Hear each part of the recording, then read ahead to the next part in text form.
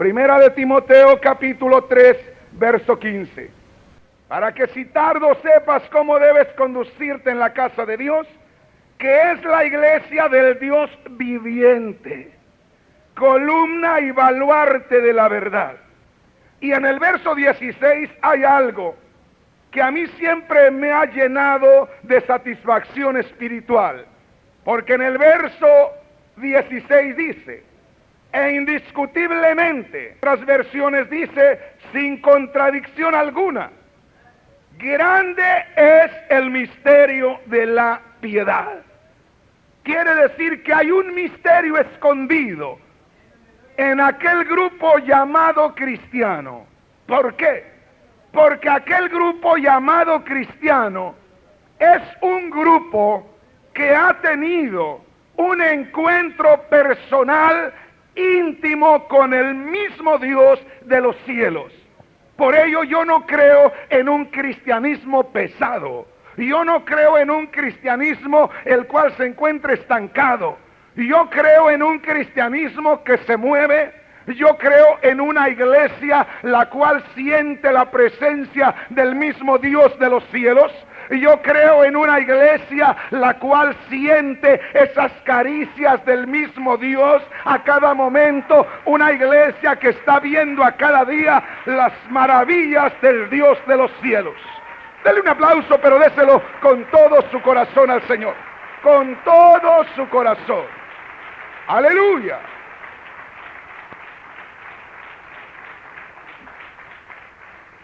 Aquí es donde partimos. Primera de Timoteo capítulo 3 verso 16. E indiscutiblemente grande es el misterio de la piedad. Dios fue manifestado en carne. Porque Dios se manifestó en carne, es que ahora nosotros estamos reunidos aquí. Fíjese nada más. Dice, Dios fue manifestado en carne.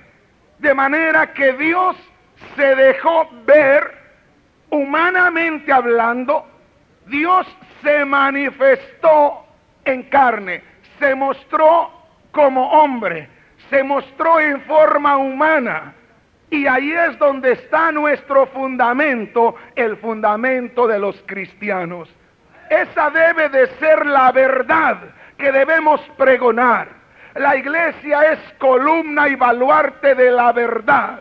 ¿De cuál verdad? Esa verdad fundamental, que Dios se manifestó en carne y nos alcanzó.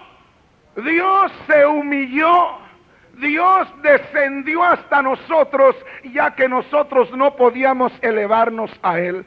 Dios desciende a nosotros y nos toma de la mano para llevarnos a su gloria. En estos días, en estos 5 servicios que vamos a tener, vamos a darnos cuenta lo que se movió en el reino de los cielos, mucho antes que nosotros siquiera tuviéramos la idea que Dios existía. Dios existe desde la eternidad. El hombre por muchos siglos permaneció ignorando a Dios. Pero aunque el hombre permaneció ignorando a Dios, Dios no ignoraba al hombre. Entre tanto que el hombre ignoraba a Dios, Dios estaba pensando en el hombre y preparándose para venir Él mismo a rescatarlo. Y por eso es que la iglesia debe tener ese gozo grande, ese regocijo, porque no fue salva por una religión, fue salva por el mismo Dios que vino hasta Él, hasta el hombre, hasta la tierra, y le rescata de ese lugar de miseria espiritual donde se encontraba. Bendito el nombre del Señor. Vamos a iniciar un recorrido. Vayamos a Isaías capítulo 7 y vamos a iniciar un recorrido muy precioso. Vamos a ver qué es lo que se movió en el tiempo antiguo en el reino de los cielos. Vamos a descubrir las intimidades de Dios. Esto es algo precioso. Por eso me gozo en leer la santa palabra del Señor. porque ahí podemos descubrir las intimidades de Dios. Isaías capítulo 7, verso 14. Por tanto, el Señor mismo os dará señal. He aquí que la Virgen concebirá y dará a luz un hijo y llamará su nombre Emanuel. Alguien pueda decir, hermano, este versículo ya me lo sé de memoria, pero yo pregunto, ¿lo entiendes espiritualmente? Oh sí, hermano, que la Virgen concebirá. ¿Y no te dice nada eso? Que una joven doncella, sin que nadie la toque, sin que ningún hombre se acerque, ahora puede decir, hermano, ahora hay una forma de que tengan hijos que no necesitan tener comunión sexual con el hombre. Sí, pero aquí dice que no se le acerque el hombre. Esta joven iba a ser una virgen y nadie se le iba a acercar. Y de pronto esa virgen se iba a encontrar encinta, iba a concebir sin que ningún hombre se le acercara siquiera. De pronto iba a latir una vida allá en su vientre. ¿Me entiende, hermano? ¿Me entiende, hermana? Aquí empiezan, hermano, las maravillas del Señor, porque dice, el Señor les dará una señal de que el tiempo se acercaba, una señal de que Dios estaba para venir a visitarnos. He aquí que la Virgen concebirá, esa es la señal. El Señor les dará una señal. He aquí que la Virgen concebirá y dará a luz un hijo. Eso parece fácil de entender, pero yo le aseguro que muchas personas aquí no lo habían entendido.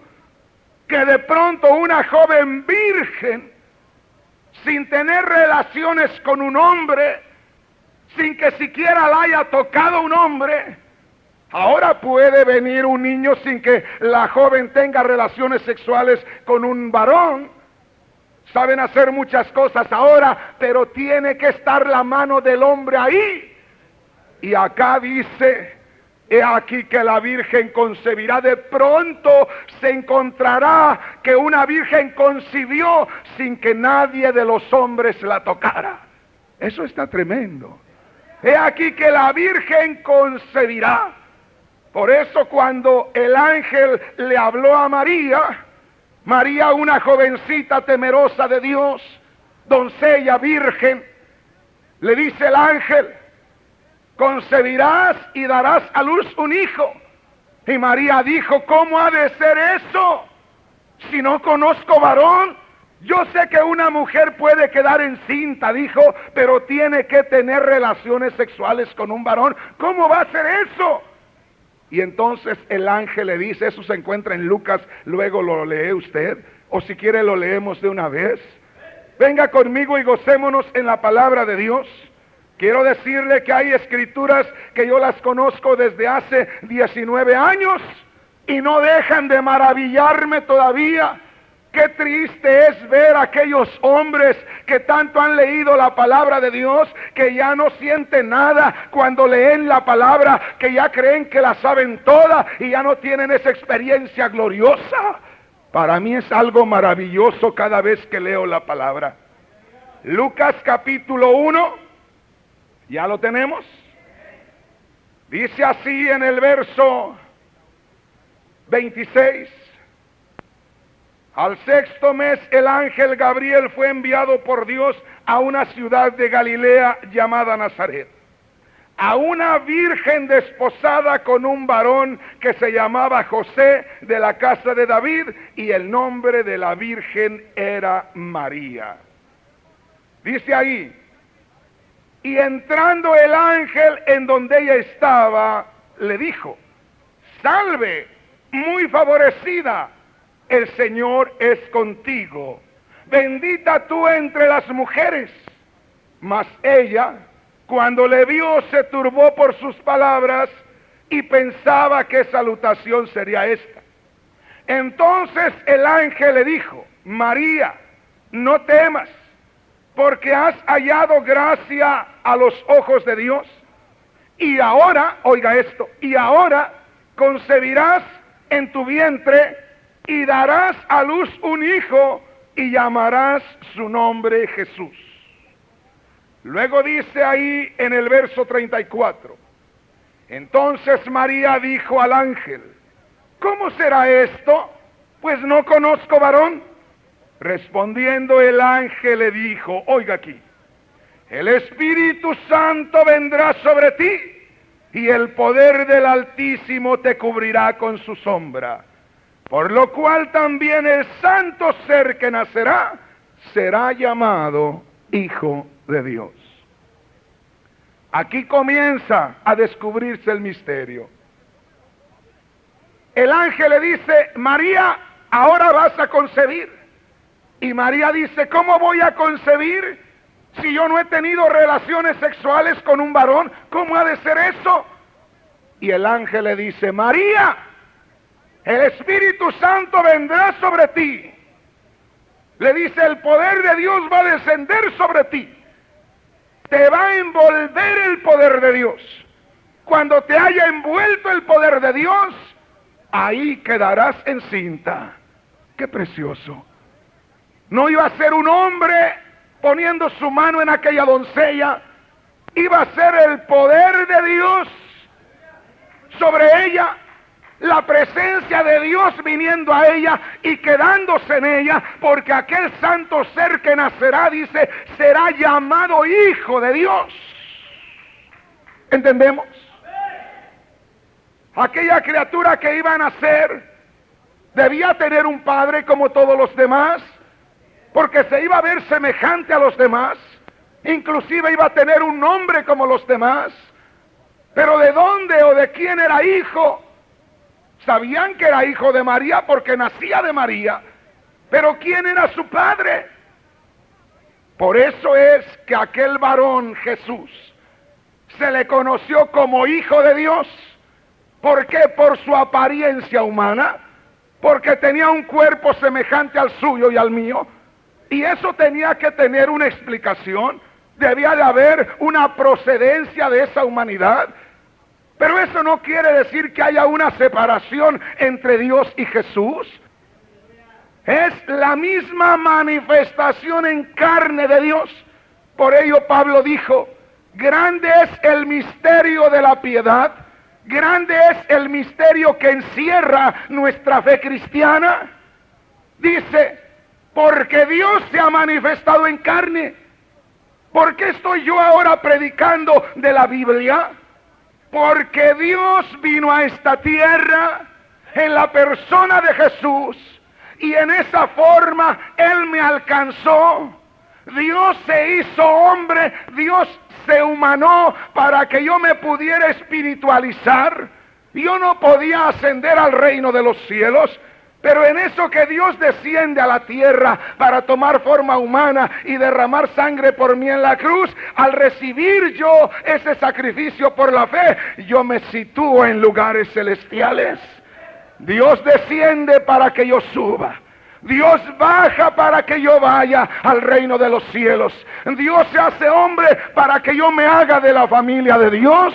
Bendito sea el nombre del Señor para siempre. Bendito el nombre del Señor. Denle un aplauso al Rey, pero déselo con todo su corazón.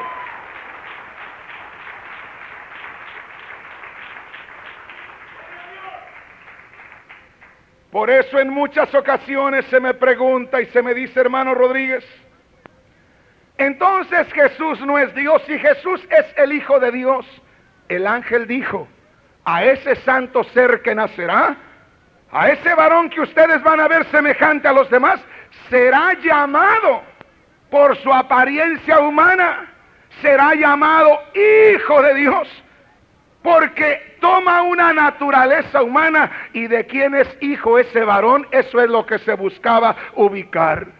Pero nosotros ya sabemos que el poder de Dios descendió sobre María y ahí comenzó a palpitar una vida. Por allá en Romanos capítulo 1 y verso 16 dice algo. Pablo dijo, y no me avergüenzo del Evangelio. Por allá vamos a encontrar esta escritura, venga conmigo. Oh, gloria a Dios. Aleluya. Romanos 1:16. Pablo dice, Romanos 1:16, porque no me avergüenzo del Evangelio, porque es poder de Dios para salvación a todo aquel que cree, al judío primeramente y luego al griego. ¿Qué dijo Pablo? ¿De qué no se avergonzaba? Del Evangelio. Vayamos desglosando esto. Pablo dijo, no me avergüenzo del Evangelio porque es poder de Dios para salvación. ¿Pero qué es Evangelio? Buenas noticias, eso quiere decir Evangelio. ¿Buenas noticias de qué? De que hay salvación. ¿Y quién me va a salvar? Dios mismo viene a la tierra en la persona de Jesús. Por eso hay salvación. Y Pablo dice, no me avergüenzo del Evangelio. ¿Por qué es que yo soy salvo? Por creer en el sacrificio de Cristo. De manera que nosotros decimos, creo en Cristo y soy salvo, así dice la Biblia. Entonces creemos en Cristo y somos salvos. Entonces, Evangelio son buenas noticias. Buenas noticias es Cristo, que quiere decir el sacrificio por nuestros pecados, que quiere decir Dios nos da salvación. De manera que al presentar el Evangelio, presentamos a Cristo. Y dice el apóstol Pablo a los Romanos 1:16, no me avergüenzo del Evangelio, porque es poder de Dios para salvación. ¿Qué es lo que me salva a mí? La fe en el sacrificio de Cristo. La fe en Jesús. ¿Y Jesús qué es? Poder de Dios para salvación. En otras palabras, Dios salvándonos con poder en la persona de Jesús. ¿Estamos entendiendo? Gloria a Dios. Vayamos nuevamente. Isaías capítulo 7. Nos vamos a pasear por la Escritura 5 servicios seguidos. Y nos vamos a meter en las cámaras de Dios para oír qué es lo que dice Dios. Oiga aquí. Ponga atención en esto. Verso 14. Por tanto el Señor mismo dará señal. He aquí que la Virgen concebirá y dará a luz un hijo y llamará su nombre Emmanuel. Cuando usted escucha esto o lee esto, está escuchando lo que Dios dijo. ¿Y no dijo eso Dios en su gloria? Sí. Entonces, cuando estamos leyendo esto, nos estamos introduciendo a la misma gloria de Dios. Nos estamos regresando al pasado y nos estamos metiendo en la presencia de Dios y estamos escuchando la misma voz de Dios decir, va a venir el día en que les voy a dar una señal, en que la Virgen dará a luz un hijo. La señal que les voy a dar es que una virgen concebirá y dará luz. Y ese niño que dé a luz, se le va a dar el nombre de Emmanuel. Esto se originó en el cielo. Esta declaración salió del cielo, salió de la gloria de Dios. Les daré una señal de que me acerco. Lo que vamos a estar descubriendo en estos días es el encuentro de Dios y el hombre. Alguien puede decir, hermano, eso es bien sencillo. Recibo a Cristo en mi corazón y ya. No, hermanos, hay que saber cómo se llevó a cabo esto, para saberlo apreciar, para saberlo valorar. Primeramente escuchamos a Dios decir en el tiempo antiguo, yo les daré una señal de que me voy a acercar a ellos, porque Dios no se podía acercar así como Él es en espíritu, porque nosotros éramos pecadores empedernidos. No había uno solo que pudiera ser justo. La misma Escritura dice que el Señor no vino a buscar justos, porque hubiera sido lo peor que hubiera hecho. Venir a buscar justos es como ir a buscar hielo al desierto en el mes de mayo. ¿Entendemos? ¿Cómo va a venir el Señor a buscar justos si todos estábamos perdidos? Por eso dice, yo no vine a buscar justos, sino a pecadores. Ahí sí le atinaste, Señor. Pero si es lo que abunda, yo vine a buscar pecadores para que se arrepientan, para llevarlos al reino de los cielos. Dele un aplauso, pero déselo con todo su corazón. Aleluya.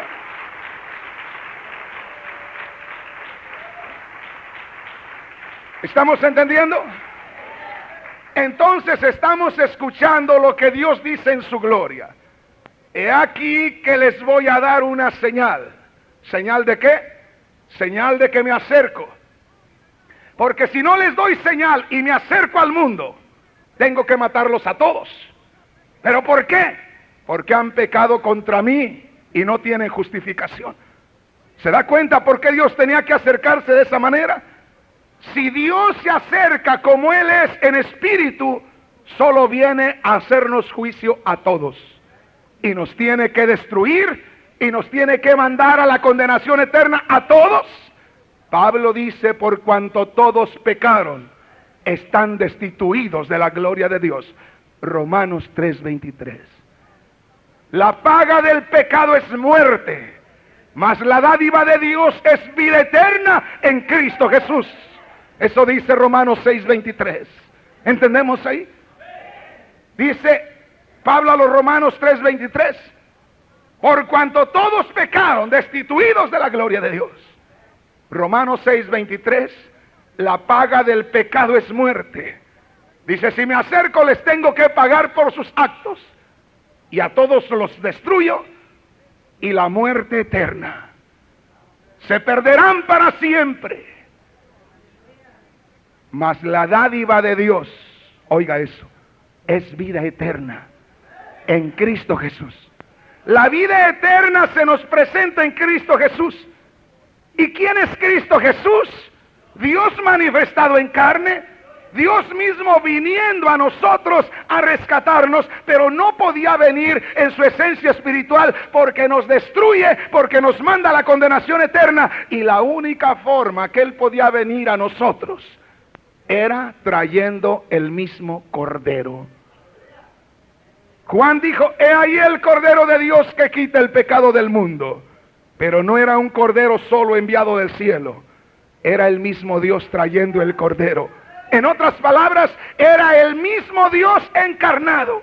Esa encarnación le serviría para usarla de expiación en el sacrificio. Esa humanidad que tomaba el mismo Dios era lo que llevaría al sacrificio para poder comunicarse con nosotros. Por eso primeramente viene el mensaje del Señor para que recibamos el sacrificio, porque Él no puede venir antes. Antes envía su sacrificio para que al recibir el sacrificio de Dios en Cristo Jesús nos resplandezca la gloria de Dios en la faz de Cristo Jesús, dice el apóstol Pablo. ¿Entendemos hasta ahí? Entonces pasamos, recuerde, Isaías capítulo 7 verso 14 dice Dios, he aquí les daré una señal. La señal de que me acerco es que la Virgen concebirá. Ahora yo le aseguro que el 90% de cristianos no valoran eso. Oyen ese versículo, pero no se les es revelado. He aquí que la Virgen concebirá. Una vez más, una doncella que no es tocada por nadie, por hombre alguno. Y de pronto esa doncella se encuentra encinta. Razón tenía José, su marido, al descubrir que le estaba creciendo el vientre, al descubrir los achaques del embarazo, y a decir, ¿qué pasó aquí si yo no he tocado a esta joven? ¿Qué pasó aquí? Y dijo, seguramente que María me engañó. Me voy a ir, cuando llegue la noche me voy. Y antes de que él saliera se le apareció el ángel. No, José, no la dejes, porque lo que hay en María no es de hombre alguno. Eso es engendrado del Espíritu Santo. En otras palabras, José es la manifestación que Dios había anunciado por medio del profeta Isaías. José, esta es la manifestación de Dios en carne. Gloria a Dios. Qué precioso. Vayamos a otra escritura. Mateo capítulo 1, verso 23. Estamos viendo que Dios está mandando una señal de que viene a salvar. Va a llegar el momento que nos vamos a encontrar con Dios, frente a frente, cara a cara. Esto lo vamos a ver en la escritura. Mateo capítulo 1, recuerda Isaías capítulo 7, verso 14, Dios anuncia su venida. Mateo capítulo 1 y verso 21, ¿ya lo tenemos? Y dará a luz un hijo, hablando del cumplimiento de lo que se anunció en Isaías capítulo 7, verso 14. Y dará a luz un hijo, y llamará su nombre Jesús, porque Él salvará a su pueblo de sus pecados. Note ahí. He aquí que dará a luz un hijo. Venga conmigo al verso 23. ¿Se acuerda que dijo Isaías en el capítulo 7, verso 14? En Isaías capítulo 7, verso 14, Dios dijo, he aquí que les daré una señal. Una virgen concebirá, sépanlo, y dará a luz un hijo, y se llamará su nombre Emmanuel. Veamos lo que dice el verso 23. Mateo capítulo 1, verso 23. Aquí está el cumplimiento. He aquí una virgen concebirá y dará a luz un hijo, y llamará su nombre Emmanuel, que traducido es Dios con nosotros. Oiga esto.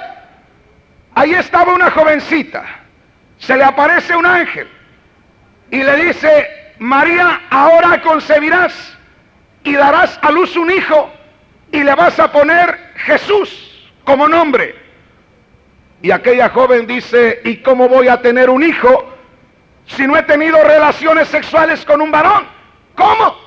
Y el ángel le dice, el poder de Dios vendrá sobre ti y ahí quedarás encinta. Y le dice el ángel aquí, porque se tiene que cumplir lo que Dios anunció por Isaías. Eso era algo maravilloso, no solamente para María, sino para usted y para mí. Muchas veces se enfatiza de que María era la única mujer llena de gracia, y eso no es cierto. No solamente María, yo soy lleno de gracia, usted es lleno de gracia.